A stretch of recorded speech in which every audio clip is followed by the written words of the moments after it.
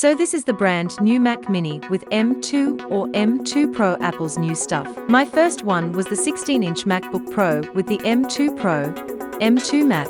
The Mac Mini, when it was introduced with silicon to the M1, I thought that was some serious value, a really low-key sleeper in the lineup. The same thing remains for the Mac Mini this year. So the base level with the M2 starts off at $599 or $799.89. A bit skewed. That is some awesome value for what you're getting inside. Obviously you need an external monitor, keyboard, mouse, etc., but most of us have that. My specific spec is the M2 Pro 512 gigs of storage, 16 gigs of RAM. This is over $1,200. And I think that big jump between the M2 and the M2 Pro just isn't worth it. In my recommended specs, stick to the base level. So M2 upgrade the RAM 8 gigs to 16. Apple still somehow charges $200 or $250 Canadian to upgrade from 8 gigs of RAM to 16, which I think is just downright crazy. Stick to the base level storage and get an external hard drive, as this computer will sit at your desk. It's cheaper to just upgrade.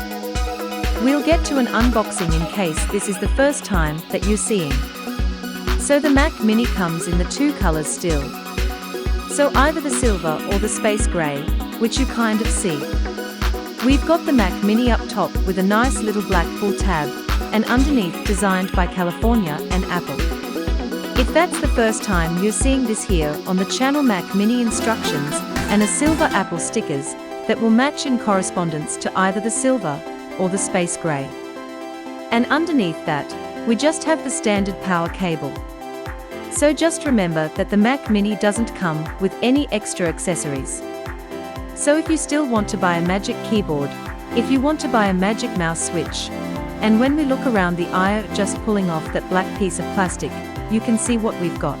So of course power, you've got Ethernet, the 4 USB-C ports, HDMI and 2 classic USB-A with of course the good old headphone jack on the back. And you know it's the Mac Mini, as it says it in black on the bottom. So this actually has a very similar form factor to the Mac Studio. And the key difference here is actually just the overall chunkiness, or the width. Some of the I/O is different as well, but you can kind of see it has that same. Even with the M2 Pro, you can handle multiple streams of 4K footage. I'm doing that over on my M2 Pro on my MacBook Pro. A lot of pro lingo, but there is some serious firepower behind this, and just with literally 2 cables. So one from the studio display, one from the Mac Mini, we have a fully functional setup. So and with this I actually edited this video, the one that you're watching on this Mac Mini. I was actually fooling around before I started recording this. The timeline was literally buttery smooth. I could edit this 4K video. I think we had a T-stream, so the B-roll can plus the roll, all of the extra clips. It literally felt like I was on my 16-inch MacBook Pro with M1 Max chip. It just offers some great value, and often the Mac Mini is overlooked because everyone wants a laptop, the MacBook Air, the MacBook Pro. But if you are able to get by in a desktop setup, yes, you need those extra accessories.